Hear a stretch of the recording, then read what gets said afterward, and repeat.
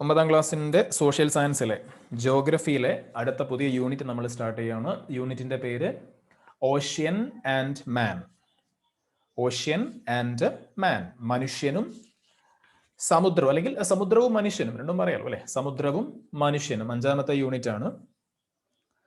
അപ്പോൾ ഇൻട്രസ്റ്റിംഗ് ആയിട്ടുള്ള ഒരു ചാപ്റ്റർ ആണ്. നമുക്ക് പഠിക്കാൻ ഒരു താല്പര്യം തോന്നുന്ന, എളുപ്പത്തിൽ പഠിച്ചെടുക്കാൻ പറ്റുന്ന ഒരു ചാപ്റ്റർ ആണ് ഓഷ്യൻ ആൻഡ് മാൻ. ഓക്കെ, സമുദ്രവും മനുഷ്യനും. അപ്പൊ ഇവിടെ കുറച്ച് ചിത്രങ്ങൾ ആദ്യം കൊടുത്തിട്ടുണ്ട്. മീൻ പിടിക്കുന്ന വലിയൊരു കപ്പൽ നമുക്ക് കാണാം. അതേപോലെ ഉപ്പുണ്ടാക്കുന്ന ചിത്രം കാണുന്നുണ്ട്. അതേപോലെ കുറെ ആളുകൾ തോണിയിൽ പിന്നും വല നേരെയാക്കുന്ന ചിത്രം കാണുന്നുണ്ട്. വല വൃത്തിയാക്കുന്ന ചിത്രം കാണുന്നുണ്ട്. അതേപോലെ കുറെ ആളുകൾ കടൽ തീരത്ത് പിന്നെ നിൽക്കുന്ന ചിത്രം കാണുന്നുണ്ട്. അപ്പൊ അങ്ങനെ കുറെ കടലുമായി ബന്ധപ്പെട്ട, സമുദ്രവുമായി ബന്ധപ്പെട്ട കുറച്ച് ചിത്രങ്ങൾ നമ്മളിവിടെ കാണുന്നുണ്ട്. Okay, what you see are a few glimpses of human life. അതായത് നമ്മുടെ മനുഷ്യന്റെ ജീവിതവുമായി ബന്ധപ്പെട്ട ചില കാഴ്ചകളാണ് അല്ലെ. ജീവിതവുമായി ബന്ധപ്പെട്ട ചില കാഴ്ചകളാണ് നമ്മളിപ്പോൾ ഈ ചിത്രത്തിലൂടെ കാണുന്നത്. And there is hardly anyone who does not depend on the oceans in one way or the other. എന്ന് വെച്ചാൽ നേരിട്ടോ അല്ലാതെയോ സമുദ്രവുമായി ബന്ധപ്പെടാത്ത ആരും ഉണ്ടാവില്ല എന്നാ പറയുന്നത്. ഓക്കെ, നേരിട്ടോ അല്ലാതെയോ എന്തെങ്കിലുമൊക്കെ കാര്യങ്ങൾക്ക് വേണ്ടി ഏതെങ്കിലും രൂപത്തിൽ നമ്മൾ സമുദ്രങ്ങളെ, കടലുകളെ ഡിപ്പെൻഡ് ചെയ്യുന്നുണ്ട്. When viewed from the space, the earth looks like a vast expanse of water. ബഹിരാകാശത്ത് നിന്ന് നോക്കുകയാണെങ്കിൽ, നമ്മുടെ ഭൂമിയിലേക്ക് നോക്കുകയാണെങ്കിൽ ഒരു വലിയ ജലഗോളമായിട്ടാണ് നമ്മൾ കാണാം അല്ലെ. മൊത്തം വെള്ളം നിറഞ്ഞു നിൽക്കുന്ന ഒരു പ്ലാനറ്റ് ആയിട്ടാണ്, ഒരു ബോൾ പോലെയാണ് നമ്മുടെ ഭൂമിയെ കാണാം. നമുക്കറിയാം, അതിന്റെ ചിത്രങ്ങൾ നമ്മൾ കണ്ടിട്ടുണ്ട്. The continents appear as land masses projected in between. അപ്പൊ ഈ വെള്ളത്തിന്റെ ഇടയിൽ അങ്ങിങ്ങായിട്ട് ചില ഭാഗങ്ങളിൽ പിന്നെ കരഭാഗം ഉയർന്നു നിൽക്കുന്നതായിട്ട് നമുക്ക് കാണാം. Nearly 71% of the earth surface area is covered with water. നമ്മുടെ ഭൂമിയുടെ പിന്നെ ഉപരിതലത്തിന്റെ ഏതാണ്ട് 71% എന്താണ്? ജലമാണ്. ഇതൊക്കെ നമ്മൾ ചെറിയ ക്ലാസ്സിലേ മനസ്സിലാക്കിയിട്ടുള്ള കാര്യങ്ങളാണ് അല്ലെ. And land is confined to the remaining 29%. ബാക്കിയുള്ള 29% മാത്രമേ എന്ത് കാണുന്നുള്ളൂ? നമ്മൾ കരഭാഗം കാണുന്നുള്ളൂ. ഇവിടെ ഒരു ചിത്രം നിങ്ങൾക്ക് കാണാം. ഈ ചിത്രം തന്നെ നോക്കിയാൽ നമ്മൾ അവിടെ കാണാൻ പറ്റും. അവിടെ ഭൂരിഭാഗവും നമ്മൾ കാണുന്നത് നീല നിറമാണ്, വെള്ളമാണ്. അതിനിടയിൽ കുറച്ച് ഭാഗം മാത്രം നമ്മൾ കരഭാഗം കാണുന്നുണ്ട്. Okay, oceans occur between the land masses. ഇങ്ങനെയുള്ള കരഭാഗങ്ങൾക്കിടയിലായിട്ട് സമുദ്രങ്ങൾ കാണാം. നേരെ തിരിച്ചും പറയാം, സമുദ്രങ്ങൾക്കിടയിലായിട്ട് കര കാണാം. അങ്ങനെയും പറയാലോ, തെറ്റില്ല. ഓക്കെ, ഇവിടെ പറയുന്നു the major oceans are Pacific, Atlantic, Arctic, Antarctic and Indian Ocean. Okay, ഇങ്ങനെയുള്ള 5 മഹാസമുദ്രങ്ങളാണ് ഉള്ളത് എന്ന് നമുക്കറിയാം. ഇതൊക്കെ ചെറിയ ക്ലാസ്സിൽ, 5ാം ക്ലാസ്സിൽ തന്നെ നമ്മൾ പഠിച്ചിട്ടുള്ള കാര്യങ്ങളാണ്. ഓക്കെ, യു പി ക്ലാസ് പിന്നെ എത്തി. യു പി ക്ലാസ്സിൽ ഏറ്റവും താഴത്തെ ക്ലാസ്സിൽ തന്നെ, 5ാം ക്ലാസ്സിൽ തന്നെ ഇതൊക്കെ പഠിച്ചിട്ടുണ്ട്. Pacific Ocean, Atlantic Ocean, Arctic Ocean, Antarctic Ocean, Indian Ocean, ഇങ്ങനെയുള്ള 5 മഹാസമുദ്രങ്ങളാണ് ഉള്ളത് എന്നൊക്കെ നമുക്കറിയാം. അതുപോലെ 7 കോണ്ടിനെന്റ്സ്, 7 വൻകരകളാണ് ഉള്ളത്, 7 ഭൂഖണ്ഡങ്ങളാണ് ഉള്ളത് എന്നും നമുക്കറിയാം. Each of the above oceans contain bays. ശ്രദ്ധിക്കണേ, ഓരോ സമുദ്രത്തിലും എന്തൊക്കെയുണ്ട്? ബേസ്, സ്ട്രെയ്റ്റ്സ് ആൻഡ് സെവറൽ സീസ്. എന്താ അതൊക്കെ തമ്മിലുള്ള വ്യത്യാസം? ശ്രദ്ധിക്കുക, ഓരോ സമുദ്രത്തിലും പിന്നെ ഉൾക്കടലുകളുണ്ട്. ബേ എന്ന് പറഞ്ഞിരിക്കുകയാണെങ്കിൽ ഉൾക്കടലാണ്. സ്ട്രെയ്റ്റ് എന്ന് പറഞ്ഞിരിക്കുകയാണെങ്കിൽ കടലിടുക്കുകളാണ്. സീസ് എന്ന് പറയുമ്പോൾ അത് കടലാണ്. സമുദ്രവും കടലും തമ്മിൽ വ്യത്യാസമുണ്ട്. നമുക്ക് നോക്കാം എന്താ വ്യത്യാസം എന്നുള്ളത്. ഓക്കെ, ഇന്ത്യൻ ഓഷ്യൻ എന്ന് നമ്മൾ പറയും, ഇന്ത്യൻ മഹാസമുദ്രം എന്ന് നമ്മൾ പറയും. അതേസമയത്ത് നമ്മൾ അറേബ്യൻ സീ എന്നാ പറയുക, അറേബ്യൻ ഓഷ്യൻ എന്ന് പറയൂല. അറേബ്യൻ സീ, അതായത് അറബിക്കടൽ എന്നാ പറയുക. അപ്പൊ എന്താ വ്യത്യാസം? സീ അതേപോലെ ഓഷ്യൻ തമ്മിൽ എന്താ വ്യത്യാസം എന്നുള്ളതൊക്കെ നമുക്ക് ഇവിടെ നോക്കാം. അപ്പൊ ഇങ്ങനെയുള്ള വൻ സമുദ്രങ്ങളുണ്ട്, മഹാസമുദ്രങ്ങളുണ്ട്. ഓരോ സമുദ്രത്തിന്റെയും ഭാഗമായിട്ട് നമുക്ക് ബേസ് കാണാം, സ്ട്രെയ്റ്റ്സ് കാണാം, സീസ് കാണാം. അതായത് എന്തൊക്കെയാണ്? ഉൾക്കടലുകൾ കാണാം. ബേ ഓഫ് ബംഗാൾ നമുക്കറിയാം അല്ലെ. സോ ഉൾക്കടലുകൾ കാണാം. അതേപോലെ സ്ട്രെയ്റ്റ്സ് എന്ന് പറയുമ്പോൾ കടലിടുക്കുകൾ കാണാം, സീസ് കടലുകൾ കാണാം. അപ്പോൾ ഈ പറയുന്ന 3 സംഗതികളും എന്താണെന്നാണ് ഏറ്റവും ആദ്യം നമുക്കിവിടെ പഠിക്കാനുള്ളത്. അപ്പൊ നമുക്ക് നോക്കാം. The portion of the sea surrounded by land on 3 sides is called a bay. ഒന്ന് മാർക്ക് ചെയ്യുന്നുണ്ട്, എന്നിട്ട് പറയാം. Okay. The portion of the sea surrounded by land on 3 sides is called a bay. അതായത് 3 സൈഡും 3 വശങ്ങളും കരയാൽ ചുറ്റപ്പെട്ട പ്രദേശമാണ് നമ്മൾ ഉൾക്കടൽ എന്ന് പറയുന്നത്. ഓക്കെ, അതിന്റെ 3 ഭാഗം എന്തായിരിക്കും? കരപ്രദേശത്താൽ ചുറ്റപ്പെട്ട ഭാഗമായിരിക്കും. അപ്പൊ അങ്ങനെയുള്ള സമുദ്രഭാഗത്തെ നമ്മൾ എന്ത് വിളിക്കുന്നു? ബേ ഓഫ് ബംഗാൾ നമുക്കറിയാം. ഓക്കെ, ബേ ഓഫ് ബംഗാൾ ഉൾക്കടൽ. അപ്പൊ ആ ഒരു ചിത്രം നമ്മൾ നോക്കിയാൽ നമുക്ക് മനസ്സിലാവും. 3 വശങ്ങളിൽ എന്തായിരിക്കും? കരഭാഗമായിരിക്കും. അപ്പൊ അങ്ങനെയുള്ള സമുദ്രഭാഗത്തെ നമ്മൾ ബേ എന്ന് വിളിക്കുന്നു, അതായത് ഉൾക്കടൽ എന്ന് വിളിക്കുന്നു. Then next one, the narrow stretch of sea between two land masses is known as strait. കടലിടുക്ക് എന്താന്ന് പറയാം? 2 കരകൾക്കിടയിലുള്ള ഇടുങ്ങിയ ഭാഗമാണ്, സമുദ്രത്തിന്റെ ഇടുങ്ങിയ ഭാഗമാണ് കടലിടുക്ക്, സ്ട്രെയിറ്റ് എന്ന് പറയുന്നത്. ഓക്കെ, 2 കരഭാഗങ്ങൾക്കിടയിലുള്ള സമുദ്രത്തിന്റെ ഇടുങ്ങിയ ഭാഗമാണ് സ്ട്രെയിറ്റ് എന്ന് പറയുന്നത്. നമ്മള് ഇല്ല, 10ാം ക്ലാസ്സിലാണ് അതുമായി ബന്ധപ്പെട്ടൊരു പ്രയോഗം, ഒരു ബെറിംഗ് സ്ട്രെയിറ്റ് 10ാം ക്ലാസ് പഠിക്കാനുണ്ട്. ഓക്കെ, പോട്ടെ. Sea is the portion of an ocean close to the land. ഇനി സീ എന്താണ്? കടൽ എന്താന്ന് പറയാണ്. കടൽ എന്താ? സീ എന്ന് പറഞ്ഞിട്ടാണെങ്കിൽ a portion of an ocean close to the land. അതായത് സമുദ്രത്തിന്റെ, ഒരു ഓഷ്യന്റെ കരയോട് ചേർന്ന ഭാഗമാണ് എന്ത്? കരയുമായി ഒരു സമുദ്രം സമ്പർക്കത്തിൽ വരുന്ന കരയോട് ചേർന്ന സമുദ്രത്തിന്റെ ഭാഗമാണ് നമ്മൾ കടൽ എന്ന് പറയുന്നത്. ഓക്കെ, അപ്പൊ കടൽ എന്ന് പറയുന്നത് നമ്മളിപ്പോ നോക്കുമ്പോൾ, നമ്മൾ ബീച്ചിൽ പോയി നോക്കുമ്പോൾ കാണുന്നത് അപ്പൊ എന്താണ്? നമ്മൾ കടലാണ്. അതായത് ഒരു സമുദ്രത്തിന്റെ കരയോട് ചേർന്ന ഭാഗത്തിനെ നമ്മൾ വിളിക്കുന്നത് കടൽ എന്നാണ്, സീ എന്നാണ്. സംഗതി എല്ലാം എന്താണ്? ഒക്കെ ഓഷ്യന്റെ ഭാഗം തന്നെയാണ്. അതിങ്ങനെയുള്ള ഓരോ പ്രത്യേകതകൾ ഉണ്ടാകുമ്പോൾ അതിന് ഓരോ പേരുണ്ടായി എന്ന് മാത്രം. അപ്പൊ നമ്മൾ 3 കാര്യങ്ങൾ നോക്കി, ബേസ് നോക്കി, സ്ട്രെയിറ്റ്സ് നോക്കി, സീസ് നോക്കി. ഒന്നിന്റെയും അർത്ഥവും നമ്മൾ പറഞ്ഞു. ഓക്കെ, അപ്പൊ ഇവിടെ എക്സാമ്പിൾ നമുക്ക് അറിയുന്ന എക്സാമ്പിൾ ആണ് Arabian sea is a part of Indian ocean. Indian സമുദ്രത്തിന്റെ ഭാഗമാണ് അറേബ്യൻ സീ, അറബിക്കടൽ. ഓക്കെ, അപ്പൊ അത്തരം കാര്യങ്ങൾക്ക് ശേഷം നമ്മൾ ഇനി പറയാൻ പോകുന്നത് ഓഷ്യൻസ് അറ്റ് എ ഗ്ലാൻസ്. അതായത് ഒറ്റനോട്ടത്തിൽ ഈ മഹാസമുദ്രങ്ങളെ നമ്മൾ ഒറ്റനോട്ടത്തിൽ ഒന്ന് വിലയിരുത്താൻ പോവാണ്. ഏതൊക്കെയാണ് സമുദ്രങ്ങൾ, ഓരോന്നിന്റെയും ഏറ്റവും പ്രധാനപ്പെട്ട കുറച്ച് ഫീച്ചേഴ്സും നമ്മൾ ഇവിടെ നോക്കാൻ പോവാണ്. Basic information. ഓക്കെ, നിർബന്ധമായിട്ടും പഠിക്കണം. അത് എന്തല്ല, എക്സ്ട്രാ റീഡിംഗ് അല്ല. ഇതൊക്കെ നമ്മൾ 2-3 തവണ റിപ്പീറ്റ് ചെയ്ത് വായിക്കുക, എടുക്ക് റിവിഷൻ ചെയ്യുക. അങ്ങനെ ചെയ്തു പോയാൽ ഇതൊക്കെ നമ്മുടെ മൈൻഡിൽ ഉണ്ടാവും. ഓക്കെ, ഒറ്റ നോട്ടത്തിൽ എല്ലാം പഠിച്ചെടുക്കാൻ നമുക്ക് ഒരിക്കലും കഴിയൂല. അതുകൊണ്ട് ഇടയ്ക്കിടയ്ക്ക് നമ്മൾ വായിച്ചു കൊടുക്കുക. അപ്പൊ സ്വാഭാവികമായിട്ടും ഈ കാര്യങ്ങളൊക്കെ നമ്മുടെ മൈൻഡിൽ തങ്ങി നിൽക്കും. അപ്പൊ നമ്മൾ ഓരോന്നും നോക്കുകയാണ്. ഏറ്റവും ആദ്യം നമ്മൾ പാസിഫിക് ഓഷ്യൻ. ഓക്കെ, പാസിഫിക് ഓഷ്യന് വേറൊരു പേരും കൂടി ഉണ്ട്. മലയാളത്തിൽ ഇത് നമ്മൾ ശാന്തമഹാസമുദ്രം എന്ന് പറയും. ശാന്തമഹാസമുദ്രം. പാസിഫിക് എന്നുള്ള വാക്കിന്റെ അർത്ഥം ഒരു പീസ്, സമാധാനം എന്നൊക്കെയുള്ള അർത്ഥം, ശാന്തത. ഓക്കെ, അപ്പൊ ശാന്ത സമുദ്രം എന്നുള്ള പേരുണ്ട്. എനിവേ, പാസിഫിക് ഓഷ്യൻ, അതിന്റെ ബേസിക് ഇൻഫർമേഷൻ എന്തൊക്കെയാ? Total area 165.2 lakh square kilometre. Okay, ആകെ വിസ്തീർണം എത്രയാണ്? 165.2 ലക്ഷം ചതുരശ്ര കിലോമീറ്റർ ആണ്, square kilometre. Okay, average depth, ശരാശരി ആഴം എന്ന് പറയുന്നത് എത്രയാണ്? 4280 മീറ്റർ.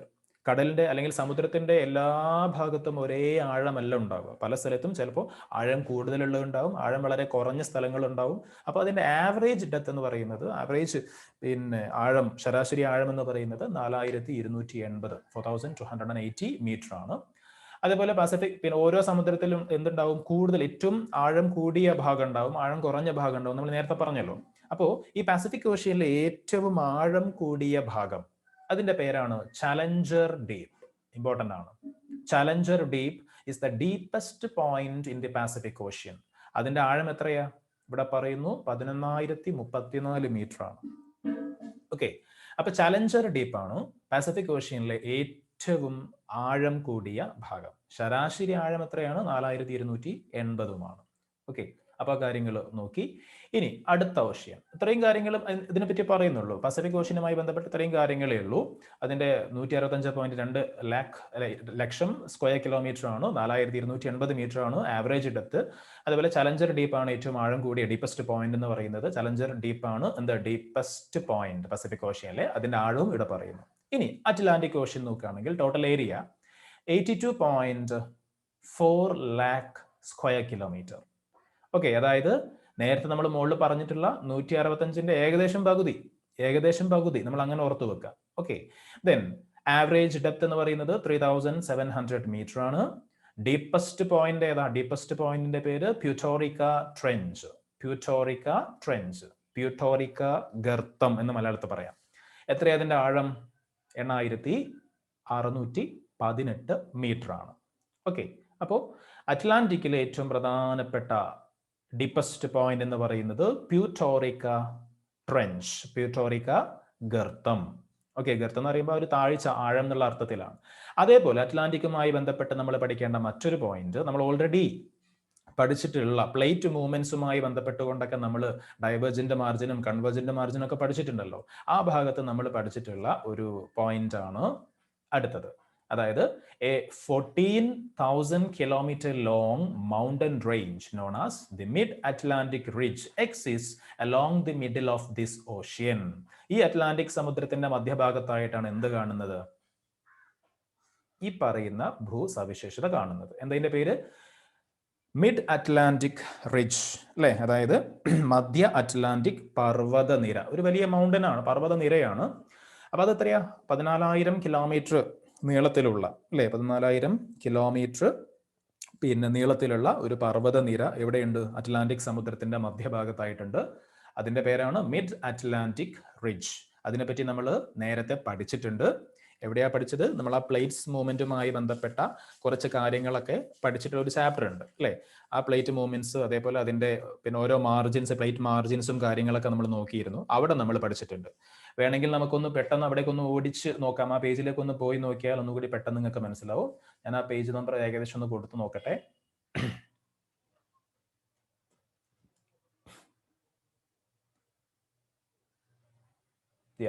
ഈ divergent margin, okay, divergent margin എന്നുള്ള ഈ ഒരു ഭാഗത്ത് നമ്മൾ പഠിച്ചിട്ടുണ്ട്. A 14,000 kilometer long north south oriented mountain range has been formed in Atlantic Ocean. അത് ഏതിന്റെ ഭാഗമായിട്ടാ? ഡൈവേർജന്റ് മാർജിന്റെ ഭാഗമായിട്ടാണ്. ഡൈവേർജന്റ് മാർജിൻ എന്ന് പറയുമ്പോൾ എന്താ? ഇവിടെ കാണാം, ഇതാണ് ഡൈവേർജന്റ് മാർജിൻ, ഈ ആദ്യത്തെ ചിത്രം. ഓക്കെ, അപ്പൊ അതൊക്കെ നമ്മൾ പഠിച്ച് കഴിഞ്ഞ സംഗതികളാണ്. അപ്പോൾ ഇവിടെ ഒന്നുകൂടി പറഞ്ഞപ്പോൾ നമ്മൾ വീണ്ടും എന്ത് ചെയ്തു? അവിടേക്കൊന്ന് പോയി എന്ന് മാത്രം. ഓക്കെ, ഇനി വീണ്ടും നമുക്ക് ഇപ്പൊ എടുക്കുന്ന ചാപ്റ്ററിലേക്ക് വരാം.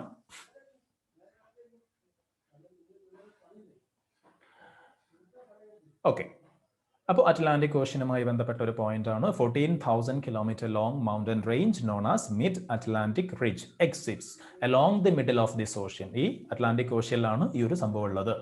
ഇനി അടുത്തത് ഇന്ത്യൻ ഓഷ്യൻ ആണ്. ഇന്ത്യൻ സമുദ്രം, ഇന്ത്യൻ മഹാസമുദ്രം. ഓക്കെ, അതിന്റെ ടോട്ടൽ ഏരിയ എന്ന് പറയുന്നത് എത്രയാ? 73.4 lakh square kilometer. Average depth എന്ന് പറയുന്നത് 3,960 മീറ്റർ. ഡീപ്പസ്റ്റ് പോയിന്റ് അതിന്റെ പേരെന്താണ്? വാർട്ടൺ ട്രെഞ്ച് ആണ്, വാർട്ടൺ ഗർത്തം. ഇന്ത്യൻ ഓഷ്യനിലെ ഡീപ്പസ്റ്റ് പോയിന്റിന്റെ പേര് വാർട്ടൺ ട്രെഞ്ച് ആണ്. എത്രയാ അതിന്റെ ആഴം? 7,725 മീറ്റർ ആണ്. ഓക്കെ, അപ്പൊ അത് നോക്കി. അപ്പൊ ഈ 3 പിന്നെ ഡീപ്പസ്റ്റ് പോയിന്റുകൾ പ്രത്യേകം തന്നെ ഓർത്തു വെക്കുക. 1 മാർക്കിനൊക്കെ എവിടെയെങ്കിലും വരാനുള്ള സാധ്യതയുണ്ട്. പസഫിക് ഓഷ്യനിലെ ഡീപ്പസ്റ്റ് പോയിന്റ് ചലഞ്ചർ ഡീപ്പ് ആണ്. അറ്റ്ലാന്റിക് ഓഷ്യനിലെ ഡീപ്പസ്റ്റ് പോയിന്റ് എന്ന് പറയുന്നത് പ്യൂട്ടോറിക്ക ട്രെഞ്ച് ആണ്. അതേപോലെ ഇന്ത്യൻ ഓഷ്യനിലെ ഡീപ്പസ്റ്റ് പോയിന്റ് എന്ന് പറയുന്നത് വാർട്ടൺ ട്രെഞ്ച് ആണ്. ഓക്കെ, ഇനി അടുത്ത രണ്ടെണ്ണം ആർട്ടിക് ഓഷ്യൻ ആണ്.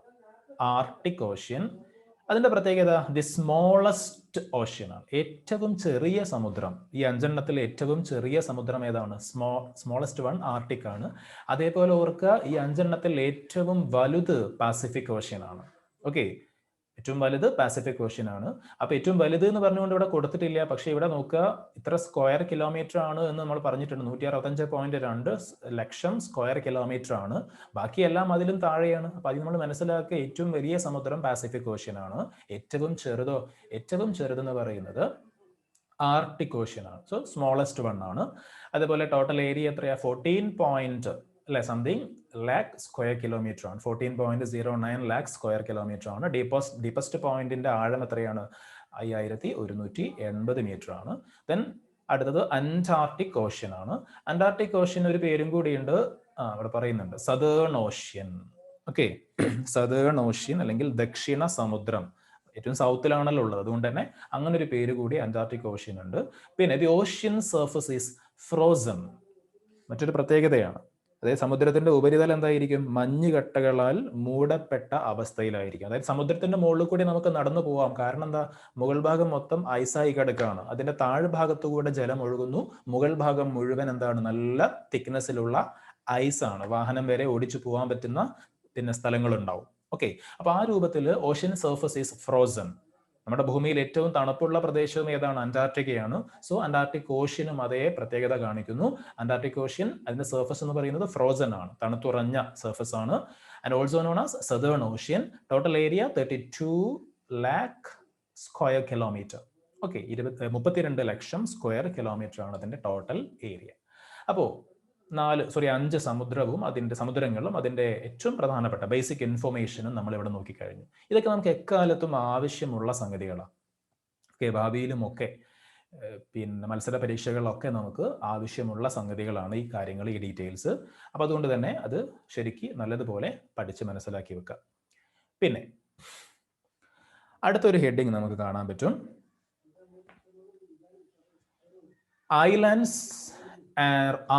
Islands and peninsula. അല്ലെ, ഹെഡിങ് ഞാൻ വായിക്കാൻ വിട്ടു. ഐലൻഡ്സ് ആൻഡ് പെനിൻസുല, ദ്വീപുകളും ഉപദ്വീപുകളും എന്ന് മലയാളത്തിൽ പറയും. ഐലൻഡ് എന്ന് പറയുമ്പോൾ നമുക്ക് എന്ത് പറയാം? ദ്വീപ്. ഓക്കെ, അതേപോലെ പെനിൻസുല എന്ന് പറയുമ്പോൾ ഉപദ്വീപാണ്. ദ്വീപ്, ഉപദ്വീപ്. നമുക്ക് നോക്കാം എന്താ വ്യത്യാസം എന്നുള്ളത് നമുക്ക് നോക്കാം. Islands are land surrounded by sea on all sides. Island എന്ന് പറഞ്ഞിട്ടാണെങ്കിൽ എന്താ? ചുറ്റുഭാഗവും സമുദ്രങ്ങളാൽ മൂടപ്പെട്ട പ്രദേശമാണ്. ഓക്കെ, പൂർണ്ണമായും സമുദ്രത്താൽ ചുറ്റപ്പെട്ട കരഭാഗമാണ് എന്ത്? ദ്വീപ്, ഐലൻഡ് എന്ന് പറഞ്ഞിട്ടാണെങ്കിൽ. അതായത് ഒരു കരപ്രദേശം, അതിന്റെ ചുറ്റുഭാഗത്തും എല്ലാ ഭാഗത്തും എന്തായിരിക്കും? കടലായിരിക്കും. ഓക്കെ, അപ്പൊ അങ്ങനെ ചുറ്റുഭാഗവും കടലിനാൽ ചുറ്റപ്പെട്ടിട്ടുള്ള ഭൂപ്രദേശത്തെ നമുക്ക് ഐലൻഡ്, ദ്വീപ് എന്ന് വിളിക്കാം.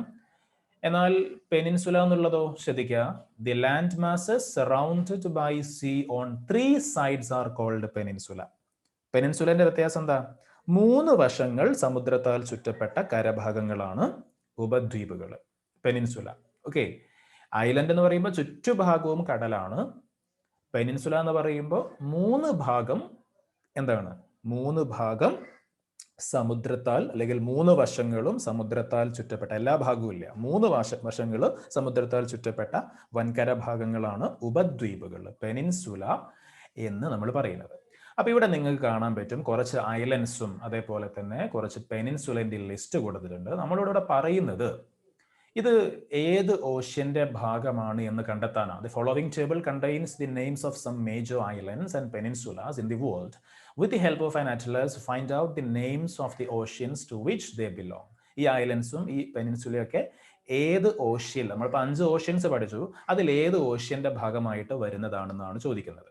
ഓക്കെ, അപ്പൊ നമുക്ക് ഓരോന്നും ഒന്ന് പറഞ്ഞു നോക്കാം അല്ലെ. അപ്പൊ ഏറ്റവും ആദ്യം ഐലൻഡ്സിനെ നോക്കുകയാണെങ്കിൽ, ശ്രീലങ്ക എന്ന് പറയുന്നത് നിങ്ങൾക്ക് മാർക്ക് ചെയ്യാം. ശ്രീലങ്ക എന്ന് പറയുന്നത് നമുക്കറിയാം ഇന്ത്യയോട് ചേർന്ന് കിടക്കുന്ന ഒരു രാജ്യമാണ്. അപ്പൊ കണ്ണും പൂട്ടി, അറ്റ്ലസ് നോക്കാൻ തന്നെ കണ്ണും പൂട്ടി പറയാം, അത് ഇന്ത്യൻ ഓഷ്യന്റെ ഭാഗമാണ്. ശ്രീലങ്ക എന്ന് പറയുന്ന ഐലൻഡ്, ശ്രീലങ്ക ഒരു ഐലൻഡ് ആണെന്ന് കൂടി നമ്മൾ മനസ്സിലാക്കുക. കാരണം ചുറ്റുഭാഗത്തും എന്താ? മാപ്പെടുത്ത് നോക്കിയാൽ അറിയാം, ചുറ്റുഭാഗത്തും എന്താണ്? കടലാണ്. പൂർണ്ണമായിട്ടും കടലിന്റെ നടുവിലാണ് ശ്രീലങ്ക ഉള്ളത്. അതുകൊണ്ട് തന്നെ അതൊരു ഐലൻഡ് ആണ്. അതുപോലെ ജപ്പാൻ എന്ന് പറയുന്ന രാജ്യം നമ്മൾ നോക്കിയാലും മനസ്സിലാക്കാം, അതും ഒരു ഐലൻഡ് തന്നെയാണ്. ഫിലിപ്പീൻസും അതേപോലെ ഒരു ഐലൻഡ് ആണ്. ഓക്കെ, അപ്പോൾ ശ്രീലങ്ക എന്ന് പറയുന്നത് ഏത് ഓഷ്യനാണ്? ഇന്ത്യൻ ഓഷ്യനാണ്. ജപ്പാൻ എന്ന് പറയുന്നത് പസഫിക് ഓഷ്യനാണ്. ഫിലിപ്പീൻസ് എന്ന് പറയുന്നതും പസഫിക് ഓഷ്യനാണ്. പിന്നെ മഡഗാസ്കർ എന്ന് പറയുന്നത് ഇന്ത്യൻ ഓഷ്യൻ. അതേപോലെ മാലിദ്വീപ് അതും ഇന്ത്യൻ ഓഷ്യനാണ്. പിന്നെ വിക്ടോറിയൻ ഐലൻഡ് ആർട്ടിക് ഓഷ്യൻ ആണ് വരുന്നത്. ഓക്കെ, ആർട്ടിക് ഓഷ്യൻ ആണ്. ബ്രിട്ടീഷ് ദ്വീപുകൾ വരുന്നത്, ബ്രിട്ടീഷ് ഐസൽസ് മീൻസ് ബ്രിട്ടീഷ് ദ്വീപുകളാണ്. അത് അതും അറ്റ്ലാന്റിക് ആണ്. വിക്ടോറിയ ദ്വീപുകളും അതേപോലെ തന്നെ ബ്രിട്ടീഷ് ദ്വീപുകളും രണ്ടും അറ്റ്ലാന്റിക് ഓഷ്യനിലാണ് വരുന്നത്. പിന്നെ ഉള്ളത് ഗ്രീൻലാൻഡ് ആണ്. ഗ്രീൻലാൻഡ് വരുന്നത് ആർട്ടിക് ഓഷ്യൻ ആണ്. നെക്സ്റ്റ് വൺ ഐസ്ലാൻഡ് ആണ്. ഐസ്ലാൻഡ് വരുന്നത് അതും ആർട്ടിക് തന്നെയാണ്. ഗ്രീൻലാൻഡും ഐസ്ലാൻഡും ആർട്ടിക് ഓഷ്യനിൽ തന്നെ വരും. പിന്നെ സുമാത്ര എന്ന് പറയുന്ന ഐലാൻഡ് വരുന്നത് ഇന്ത്യൻ ഓഷ്യനിലാണ്. Newfoundland Atlantic Ocean ആണ്. ന്യൂ ഗിനിയ എന്ന് പറയുന്നത് അതേപോലെ ന്യൂ ഗിനിയ എന്ന് പറയുന്നത് പസഫിക് ആണ്. അതേപോലെ ബഫിൻ, അതേപോലെ കൊക്കോസ് അല്ലെ. ബഫിൻ എന്ന് പറയുന്നത് അറ്റ്ലാന്റിക്കും കൊക്കോസ് എന്ന് പറയുന്നത് ഇന്ത്യൻ ഓഷ്യനുമാണ്. ഓക്കെ, അപ്പൊ ഐലൻഡ്സ് നമ്മൾ നോക്കിക്കഴിഞ്ഞു. ഇതൊക്കെ നിങ്ങൾക്ക് അറ്റ്ലസ് നോക്കി അങ്ങനെ തന്നെയാണോ എന്ന് ചെക്ക് ചെയ്യാം. ഗൂഗിൾ ഉള്ളത് കൊണ്ട് തന്നെ മൊബൈലിലോ അല്ലെങ്കിൽ കമ്പ്യൂട്ടറിലോ നമുക്ക് വളരെ എളുപ്പത്തിൽ നോക്കി മനസ്സിലാക്കാനും പറ്റും. അതേപോലെ ഇനി പെനിൻസുല നമ്മൾ നോക്കുകയാണെങ്കിൽ ഇന്ത്യൻ പെനിൻസുല, അത് പേര് തന്നെയുണ്ട് ഏത് ഓഷ്യൻ ആയിരിക്കും എന്നുള്ളത്. ഇന്ത്യൻ പെനിൻസുല ഏത് ഓഷ്യന്റെ ഭാഗമാണ്? അത് ഇന്ത്യൻ ഓഷ്യൻ ആണ്. അറേബ്യൻ പെനിൻസുല, അവിടെയും നമുക്ക് സംശയം വേണ്ട, ഇന്ത്യൻ ഓഷ്യൻ ആണ്. പിന്നെ അലാസ്ക പെനിൻസുല വരുന്നത് പാസഫിക് ഓഷ്യൻ ആണ്. ലാബ്രഡോർ പെനിൻസുല വരുന്നത് അറ്റ്ലാന്റിക് ഓഷ്യൻ ആണ്. സ്കാൻഡിനേവിയൻ പെനിൻസുല വരുന്നത് അറ്റ്ലാന്റിക് ഓഷ്യൻ തന്നെയാണ്. ഓക്കെ, ലാബ്രഡോറും സ്കാൻഡിനേവിയനും ഒക്കെ അറ്റ്ലാന്റിക് ഓഷ്യൻ. അലാസ്ക വരുന്നത് പാസഫിക് ഓഷ്യൻ. അതേപോലെ അറേബ്യനും ഇന്ത്യനും വരുന്നത് ഇന്ത്യൻ ഓഷ്യൻ. ഓക്കെ, അപ്പോൾ അത്രയും കാര്യങ്ങൾ മനസ്സിലാക്കുക. ഇനി ഇവിടെ പറയുന്നു ടെമ്പറേച്ചർ, സാലിനിറ്റി അതേപോലെ density are the important characteristics of sea water. Okay, അതായത് സമുദ്രജലത്തിന്റെ പ്രധാനപ്പെട്ട സവിശേഷതകളാണ് ഈ പറയുന്ന 3 കാര്യങ്ങൾ. ഓക്കെ, എന്തൊക്കെയാണ്? ടെമ്പറേച്ചർ, താപം. അതേപോലെ സാലിനിറ്റി എന്ന് പറഞ്ഞിരിക്കുകയാണെങ്കിൽ ലവണത്വം, അതിൽ ഉപ്പിന്റെ അംശം എന്നുള്ളതാണ് ഉദ്ദേശിക്കുന്നത്. അതേപോലെ ഡെൻസിറ്റി, സാന്ദ്രത തുടങ്ങിയിട്ടുള്ള കാര്യങ്ങൾ. These are not uniform in all oceans. ഈ പറയുന്ന ടെമ്പറേച്ചറും സാലിനിറ്റിയും ഡെൻസിറ്റിയും എല്ലാ സമുദ്രത്തിലും എന്തല്ല, അതേ തന്നെ ഒരു സമുദ്രത്തിൽ തന്നെ എല്ലാ ഭാഗത്തും ഒരേപോലെയല്ല, എല്ലാ സമുദ്രത്തിലും ഒരേപോലെയല്ല. These are not uniform in all oceans. Okay, എല്ലാ സമുദ്രത്തിലും സാലിനിറ്റി ഒരേപോലെയല്ല, ഡെൻസിറ്റി ഒരേപോലെയല്ല, ടെമ്പറേച്ചർ ഒരേപോലെയല്ല.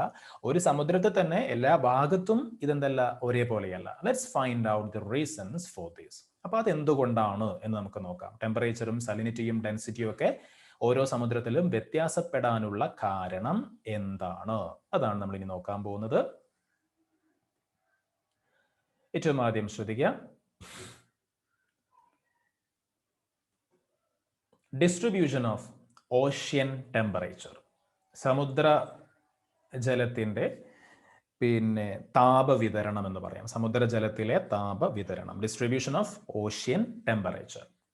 ഓക്കെ, ശ്രദ്ധിക്കാം. Temperature varies in accordance with latitude. നമുക്കറിയാലോ ലാറ്റിറ്റ്യൂഡ് എന്താ, ലോഞ്ചിറ്റ്യൂഡ് എന്താന്നൊക്കെ നമ്മൾ പഠിച്ചിട്ടുണ്ട് അല്ലെ. നമ്മുടെ ഭൂമിയിൽ വിലങ്ങനെയുള്ള നേരെ ഇങ്ങനെയുള്ള വരകളാണ് ഇത് ലാറ്റിറ്റ്യൂഡ്സ്, കുത്തനെയുള്ള വരകളാണ് ലോഞ്ചിറ്റ്യൂഡ്സ്. ലാറ്റിറ്റ്യൂഡ്സ്, ഏറ്റവും വലിയ ലാറ്റിറ്റ്യൂഡ്സ് ആണ് ഇക്വേറ്റർ, അതൊക്കെ നമുക്കറിയാം. So temperature varies in accordance with latitude. ഈ ലാറ്റിറ്റ്യൂഡ്സിന് സ്ഥാനം അനുസരിച്ച് അല്ലെങ്കിൽ അതിന്റെ പൊസിഷൻ അനുസരിച്ച് എന്ത് ചെയ്യുന്നുണ്ട്, ടെമ്പറേച്ചർ, താപനിലയിൽ മാറ്റം സംഭവിക്കുന്നുണ്ട്. The highest temperature is recorded between 10 degree latitude. ശ്രദ്ധിക്കണേ, the highest temperature is recorded between 10 degree latitudes on either side of the equator. അതായത് നമ്മുടെ ഇക്വേറ്ററിന്റെ ഭൂമധ്യരേഖ അത് 0 ഡിഗ്രി ആണല്ലോ. ആ 0 ഡിഗ്രിന്ന് ഒരു 10 ഡിഗ്രി വരെ നോർത്തിലേക്കും ഒരു 10 ഡിഗ്രി വരെ സൗത്തിലേക്കും. നമ്മുടെ ഭൂമിയെ നമുക്ക് 2 ഹെമിസ്ഫിയർ ആക്കാം, നോർത്തേൺ ഹെമിസ്ഫിയറും സദേൺ ഹെമിസ്ഫിയറും. അപ്പൊ ഈ 0 ഡിഗ്രി എന്ന് പറയുന്ന ഇക്വേറ്ററിന് ഒരു 10 ഡിഗ്രി നോർത്തേൺ ഹെമിസ്ഫിയറിലേക്കും 10 ഡിഗ്രി സദേൺ ഹെമിസ്ഫിയറിലേക്കും താഴോട്ട്, ഇത്രയും ഭാഗത്താണ് ഏറ്റവും കൂടുതൽ ചൂട്, താപം, സൂര്യപ്രകാശത്തിന്റെ ചൂട് അനുഭവപ്പെടുന്നത്. നമുക്കറിയാം ഇക്വേറ്ററിനോട് ചേർന്ന പ്രദേശമാണ്, അപ്പൊ അവിടെ കൂടുതൽ ചൂട് അനുഭവപ്പെടും. And the average temperature here is about 27 degree Celsius. ഈ പറഞ്ഞ പ്രദേശത്തെ ആവറേജ് ടെമ്പറേച്ചർ എത്രയാണ്? 27 ഡിഗ്രി സെൽഷ്യസ് ആണ്. As you move away from the equator temperature decreases considerably. നമ്മൾ ഇക്വേറ്ററിന് നോർത്ത് പോളിലേക്കോ അല്ലെങ്കിൽ സൗത്ത് പോളിലേക്കോ പോകും തോറും, നോർത്തിലേക്കും സൗത്തിലേക്കും നമ്മൾ മൂവ് ചെയ്യും തോറും ടെമ്പറേച്ചർ എന്താവുന്നുണ്ട്? കുറഞ്ഞു വരുന്നുണ്ട്. അതും നമുക്കറിയാം. അതുകൊണ്ടാണല്ലോ നോർത്ത് പോളില് അതേപോലെ സൗത്ത് പോളിലൊക്കെ മഞ്ഞുറഞ്ഞു കിടക്കുന്ന സമുദ്രങ്ങളും പർവ്വതങ്ങളൊക്കെ ഉള്ളത്, ആർട്ടിക്കും അന്റാർട്ടിക്കും. അപ്പോൾ ഇക്വേറ്ററിനോട് ചേർന്നിട്ടുള്ള 10 ഡിഗ്രി ആ ഒരു റീജിയനിലാണ് ഏറ്റവും കൂടുതൽ ടെമ്പറേച്ചർ. അതിന്റെ ആവറേജ് ടെമ്പറേച്ചർ എത്രയാ? 27 ഡിഗ്രി സെൽഷ്യസ് ആണ്. ഇക്വേറ്ററിന് നമ്മൾ മൂവ് ചെയ്യുന്നതനുസരിച്ച്, ഇക്വേറ്ററിന് നമ്മൾ അകന്നകന്ന് പോകുന്നതനുസരിച്ച് ടെമ്പറേച്ചർ ഡിക്രീസ് ചെയ്യുന്നു. The temperature falls to about 10 degrees Celsius in the mid latitudes and up to -2 degrees Celsius in the polar regions. ശ്രദ്ധിക്കണേ, ഒന്ന് മാർക്ക് ചെയ്യാം. Temperature falls to about 10 degrees Celsius in the mid latitudes. Temperature 10 degree Celsius വരെ അല്ലേ okay, അതായത് temperature എന്ത് ചെയ്യുന്നുണ്ട്, ഏകദേശം പിന്നെ 10 ഡിഗ്രി സെൽഷ്യസോളം താഴുന്നുണ്ട്. എവിടെ?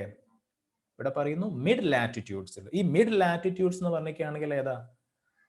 മിഡ് ലാറ്റിറ്റ്യൂഡ്സ് എന്ന് പറഞ്ഞിരിക്കുകയാണെങ്കിൽ ഇവിടെ ഉദ്ദേശിക്കുന്നത് പിന്നെ ട്രോപ്പിക് ഓഫ് ക്യാൻസറും അതേപോലെ ട്രോപ്പിക് ഓഫ് കാപ്രിക്കോണും. നോർത്തേൺ ഹെമിസ്ഫിയറിലാണെങ്കിൽ ട്രോപ്പിക് ഓഫ് ക്യാൻസർ. ഓക്കെ, അതേപോലെ സദേൺ ഹെമിസ്ഫിയറിലാണെങ്കിൽ ട്രോപ്പിക് ഓഫ് കാപ്രിക്കോൺ. മലയാളത്തിൽ പറയുകയാണെങ്കിൽ നോർത്തേൺ ഹെമിസ്ഫിയറിൽ ഉത്തരായന രേഖ, അതാണ് ട്രോപ്പിക് ഓഫ് ക്യാൻസർ. സദേൺ ഹെമിസ്ഫിയറിൽ ദക്ഷിണായന രേഖ, അതായത് ട്രോപ്പിക് ഓഫ് കാപ്രിക്കോൺ. അല്ലേ? അപ്പൊ ഇങ്ങനെയുള്ള ഈ രണ്ട് രേഖകളിൽ അല്ലെങ്കിൽ ഈ രണ്ട് പിന്നെ ഭാഗങ്ങളിൽ ലാറ്റിറ്റ്യൂഡ്സിൽ എത്തുന്ന സമയത്ത് 10 ഡിഗ്രിയോളം ടെമ്പറേച്ചർ എന്ത് ചെയ്യുന്നുണ്ട്, കുറയുന്നുണ്ട്.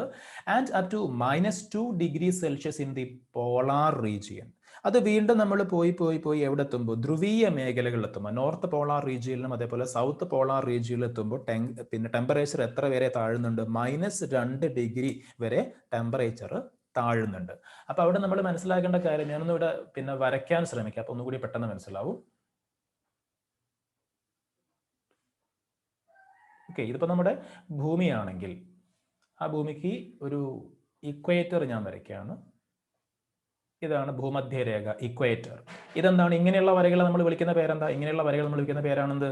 ലാറ്റിറ്റ്യൂഡ്സ്. ഓക്കെ, ആ ലാറ്റിറ്റ്യൂഡ്സിൽ നമ്മൾ പറഞ്ഞു ഒരു 10 ഡിഗ്രി വരെ സൗത്തിലേക്കും ഒരു 10 ഡിഗ്രി വരെ നോർത്തിലേക്കും. ഓക്കെ, ഇത്രയും ഭാഗം, ഈ ഭാഗങ്ങളാണ് ഏറ്റവും കൂടുതൽ എന്തുണ്ടാവുക? ടെമ്പറേച്ചർ ഉണ്ടാവും. സൂര്യപ്രകാശം ഏറ്റവും കൂടുതൽ കിട്ടുക, ചൂടുണ്ടാവുക ഇവിടെയാണ് നമ്മൾ പറഞ്ഞു. അവിടുത്തെ ആവറേജ് ടെമ്പറേച്ചർ ആണ് നമ്മൾ ഇവിടെ പറഞ്ഞിട്ടുള്ള 27 ഡിഗ്രി സെൽഷ്യസ് എന്ന് പറയുന്നത്. ഓക്കെ, അവിടുന്ന് നമ്മൾ നോർത്തിലേക്ക് പോകും തോറും അതേപോലെ സൗത്തിലേക്ക് പോകും തോറും എന്ത് സംഭവിക്കും? ടെമ്പറേച്ചർ ഡിക്രീസ് ചെയ്ത്, അല്ലെങ്കിൽ ടെമ്പറേച്ചർ കുറഞ്ഞു വരും. ഓക്കെ, താപനില, ചൂട് കുറഞ്ഞു വരും. അത് നമ്മൾ പറഞ്ഞു. അങ്ങനെ പോയി ഇവിടെ ട്രോപ്പിക് ഓഫ് ക്യാൻസറിന്റെ നേരെയും ട്രോപ്പിക് ഓഫ് കാപ്രിക്കോൺ ഏകദേശം വരയ്ക്കുകയാണ് കേട്ടോ. ട്രോപ്പിക് ഓഫ് കാപ്രിക്കോൺ ആണിത്, ട്രോപ്പിക് ഓഫ് ക്യാൻസർ ആണിത്. അപ്പൊ ഈ രണ്ട് ലാറ്റിറ്റ്യൂഡ്സിന്റെ നേരെ എത്തുന്ന സമയത്ത് ആ ഭാഗങ്ങളിൽ, ആ റീജിയൻസിൽ, ആ പ്രദേശങ്ങളിൽ ടെമ്പറേച്ചർ 10 ഡിഗ്രി സെൽഷ്യസ് വരെ താഴുന്നു എന്നാണ് പറഞ്ഞത്. അത് വീണ്ടും പോയിട്ട് ഈ നോർത്ത് പോളാർ റീജിയനിലേക്കും സൗത്ത് പോളാർ റീജിയനിലേക്കും എത്തുന്ന സമയത്ത് -2 ഡിഗ്രി സെൽഷ്യസ് വരെ ടെമ്പറേച്ചർ താഴുന്നുണ്ട്. ഓക്കെ, അപ്പോൾ ഇതാണ് ഇക്വേറ്റർ, 0 ഡിഗ്രി സെൽഷ്യസ്. ആ ഇക്വേറ്ററിന് നോർത്ത് പോളിലേക്കും ഇക്വേറ്ററിന് സൗത്ത് പോളിലേക്കും പോകും തോറും ടെമ്പറേച്ചർ എന്താവുന്നു? കുറഞ്ഞ് വരുന്നു. ഇതാണ് നമ്മൾ പറഞ്ഞിട്ടുള്ള കാര്യം. ആകെ പറഞ്ഞിട്ടുള്ള കാര്യങ്ങൾ ഇതാണ്. ഓക്കെ, അപ്പോൾ സ്ക്രീൻ ക്ലിയർ ചെയ്യാണ്. ഓക്കെ, ശ്രദ്ധിക്കുക. What is the reason for the variation in temperature over different latitudinal zones? ഇങ്ങനെ പല സ്ഥലത്തും പല ടെമ്പറേച്ചർ ആവാനുള്ള കാരണം എന്താ? ഇക്വേറ്ററിലുള്ള ടെമ്പറേച്ചർ അല്ല. നമ്മൾ പറഞ്ഞല്ലോ, നോർത്തിലേക്ക് പോകും തോറും, അതേപോലെ ട്രോപ്പിക് ഓഫ് ക്യാൻസറിന്റെ മുകളിലെത്തിയപ്പോൾ, ട്രോപ്പിക് ഓഫ് കാപ്രിക്കോണിന്റെ മുകളിലെത്തിയപ്പോൾ, അതേപോലെ പോളാർ റീജിയനിൽ എത്തിയപ്പോൾ ടെമ്പറേച്ചറിൽ പല മാറ്റവും സംഭവിച്ചു. ഇങ്ങനെ കുറഞ്ഞു വന്നു നമ്മൾ പറഞ്ഞു. ചില ഭാഗത്ത് കൂടുതലും ചില ഭാഗത്ത് കുറവോ എന്നൊക്കെ നമ്മൾ പറഞ്ഞു. അതിനുള്ള കാരണം എന്താണ്? ഉത്തരം ഇവിടെ തന്നെ പറയുന്നുണ്ട്. Variation in the amount of insolation received on the earth is the major reason for this. നമ്മൾ ഒന്നാമത്തെ യൂണിറ്റിൽ പഠിച്ചൊരു കൺസെപ്റ്റ് ആണ് ഇൻസോലേഷൻ. എന്താ ഇൻസോലേഷൻ? സൂര്യനിൽ നിന്നും പിന്നെ നമ്മുടെ ഭൂമിയിലേക്ക് സൂര്യപ്രകാശം വരുന്നതിനെയാണ് നമ്മൾ ഇൻസോലേഷൻ എന്ന് വിളിക്കുന്നത്. സൂര്യനിൽ നിന്ന് ഇങ്ങോട്ട് വരുന്ന പ്രകാശത്തെയാണ്, ലൈറ്റിനെയാണ് നമ്മൾ ഇൻസോലേഷൻ എന്ന് വിളിക്കുന്നത്. താപത്തെയാണ് ഇൻസോലേഷൻ എന്ന് വിളിക്കുന്നത്. തിരിച്ച് ഭൂമിയിൽ നിന്ന് റിഫ്ലക്ട് ചെയ്ത് പോകുന്നത് ടെറസ്ട്രിയൽ റേഡിയേഷൻ നമ്മൾ പഠിച്ചിട്ടുണ്ട്. അപ്പോൾ ഇങ്ങനെ പല സ്ഥലത്തും പല ടെമ്പറേച്ചർ ആവാനുള്ള കാരണം എന്താണെന്ന് ചോദിച്ചാൽ, variation in the amount of insolation received on the earth is the major reason for this. അതായത് പിന്നെ സൂര്യന്റെ ഊർജ്ജം, സൗരോർജ്ജം നമ്മുടെ ഭൂമിയിൽ എല്ലായിടത്തും ഒരേപോലെ അല്ല ലഭിക്കുന്നത്. അതിലെന്തുണ്ട്? ഒരു അസന്തുലിതാവസ്ഥയുണ്ട്, വേരിയേഷൻ ഉണ്ട്. അതുകൊണ്ട് തന്നെയാണ് പല സ്ഥലത്തും പല ടെമ്പറേച്ചർ ആവുന്നത്. ഭൂമധ്യരേഖാ പ്രദേശം നമ്മൾ വരച്ചിട്ടുള്ള ആ ഇക്വേറ്ററിനോട് ചേർന്ന പ്രദേശത്താണ് ഏറ്റവും കൂടുതൽ വെർട്ടിക്കലായിട്ട് സൂര്യപ്രകാശം കിട്ടുന്നത്. അതുകൊണ്ട് അവിടെ ചൂട് കൂടും.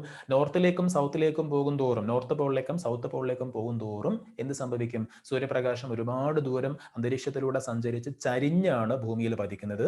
അപ്പൊ അവിടെ ഇന്റൻസിറ്റി കുറവായിരിക്കും, ഹോട്ട്നെസ് കുറവായിരിക്കും, ടെമ്പറേച്ചർ കുറവായിരിക്കും. ഓക്കെ, അതൊക്കെ നമ്മൾ നേരത്തെ പഠിച്ചു കഴിഞ്ഞ കൺസെപ്റ്റുകളാണ്.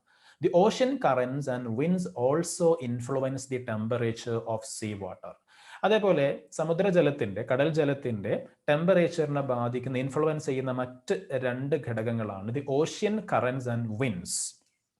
ഓക്കെ, അതായത് സമുദ്രജല പ്രവാഹങ്ങൾ. ഓഷ്യൻ കറന്റ് എന്ന് പറഞ്ഞിരിക്കുകയാണെങ്കിൽ സമുദ്രജല പ്രവാഹങ്ങളാണ്, സമുദ്രജലത്തിന്റെ ഒഴുക്ക്. ഓക്കെ, അതേപോലെ തന്നെ വിൻഡ്സ്, എന്താ വിൻഡ് നമുക്കറിയാം, കാറ്റുകൾ. അപ്പോൾ ഓഷ്യൻ കറന്റും അതേപോലെ വിൻഡും ഇത് രണ്ടും എന്ത് ചെയ്യുന്നുണ്ട്, ഈ പറയുന്ന സീ വാട്ടറിന്റെ കടൽ ജലത്തിന്റെ അല്ലെങ്കിൽ സമുദ്രജലത്തിന്റെ താപനിലയെ, ടെമ്പറേച്ചറിനെ ഇൻഫ്ലുവൻസ് ചെയ്യുന്നുണ്ട്. Analyse the variation in temperature along different latitudes from figure 5.2. അതായത് ഈ ഒരു ചിത്രം നോക്കിയിട്ട് വിവിധ ലാറ്റിറ്റ്യൂഡ്സിൽ, വിവിധ അക്ഷാംശ മേഖലകളിൽ താപനിലയിൽ കാണുന്ന വ്യത്യാസം കണ്ടെത്താൻ വേണ്ടി പറയാണ്. ഓക്കെ, അതായത് ഇവിടെ പിന്നെ താഴ്ഭാഗത്ത് ഒരു 4 ഇൻഡിക്കേറ്റേഴ്സ് കൊടുത്തിട്ടുണ്ട്. ഈ ഒരു കളർ ഡാർക്ക് കളർ ആണെങ്കിൽ മോർ ദാൻ 27 ഡിഗ്രി സെൽഷ്യസ് ആണ്. അതിന്റെ കളർ ഒരു അല്പം കുറഞ്ഞ ഭാഗമാണെങ്കിൽ 16 ഡിഗ്രി മുതൽ 27 ഡിഗ്രി വരെയാണ്. അതേപോലെ അതിന് താഴെയുള്ളത് 5 ഡിഗ്രി ടു 16 ഡിഗ്രി, പിന്നെ ഏറ്റവും ലെസ് ദാൻ 5 ഡിഗ്രി. ഇങ്ങനെ പിന്നെ 4 കളേഴ്സിലായിട്ട് ഇവിടെ എന്ത് ചെയ്തിട്ടുണ്ട്, ഇൻഡിക്കേറ്റ് ചെയ്തിട്ടുണ്ട്. ഓക്കെ, അപ്പൊ അത് നോക്കിയിട്ട് ജസ്റ്റ് നമ്മളൊന്ന് മനസ്സിലാക്കാൻ വേണ്ടി പറയാണ്. അപ്പോൾ അവിടെ ഇക്വേറ്ററിനോട് ചേർന്ന്, അവിടെ കാണാൻ പറ്റും, ഇക്വേറ്ററിനോട് ചേർന്ന ഭാഗത്താണ് ഏറ്റവും കൂടുതൽ എന്തുള്ളത്, ടെമ്പറേച്ചർ ഉള്ളത്. അത് ഇക്വേറ്ററിന് നോർത്തിലേക്ക് ഇങ്ങനെ പോകും തോറും എന്താവുകയാണ്, ടെമ്പറേച്ചർ കുറഞ്ഞു കുറഞ്ഞു വരികയാണ്. ഇക്വേറ്ററിന് സൗത്തിലേക്ക് പോരും തോറും എന്താവുകയാണ്, ടെമ്പറേച്ചർ കുറഞ്ഞു കുറഞ്ഞു വരികയാണ്. ഓക്കെ, അപ്പോൾ ആ ഒരു കാര്യം മാത്രമേ ഇന്ന് മനസ്സിലാക്കാനുള്ളൂ. പ്രത്യേകിച്ച് വേറെ ഒന്നും പഠിക്കാൻ അതിന്നില്ല. നമ്മളിപ്പോൾ പറഞ്ഞ കൺസെപ്റ്റ് ഒരു ചിത്രത്തിന്റെ സഹായത്തോടെ നമ്മൾ മനസ്സിലാക്കാൻ, പിന്നെ അല്ലെങ്കിൽ നമ്മൾ മനസ്സിലാക്കുക, അത്രേ ഇവിടെ ഉദ്ദേശിക്കുന്നുള്ളൂ. ഓക്കെ, അപ്പോൾ തൽക്കാലം നമ്മൾ ഇത്രയും കാര്യങ്ങൾ പറഞ്ഞ് ഇന്നത്തെ ക്ലാസ് ഇവിടെ കൺക്ലൂഡ് ചെയ്യാണ്. ഇനി സാലിനിറ്റി ഓഫ് സീ വാട്ടർ ഉണ്ട്, അതേപോലെ തന്നെ ഡെൻസിറ്റി ഓഫ് സീ വാട്ടർ ഉണ്ട്. ഇതൊക്കെ നമുക്ക് അടുത്ത ക്ലാസ്സിലേക്ക് മാറ്റി വെക്കാം. അപ്പോൾ ഇന്ന് നമ്മൾ തൽക്കാലം ഈ ഒരു ടെമ്പറേച്ചറുമായി ബന്ധപ്പെട്ട കാര്യങ്ങൾ മാത്രം പറഞ്ഞ് നമുക്ക് ഇന്നിവിടെ ഇന്നത്തെ ക്ലാസ് കൺക്ലൂഡ് ചെയ്യാം. ഓക്കെ.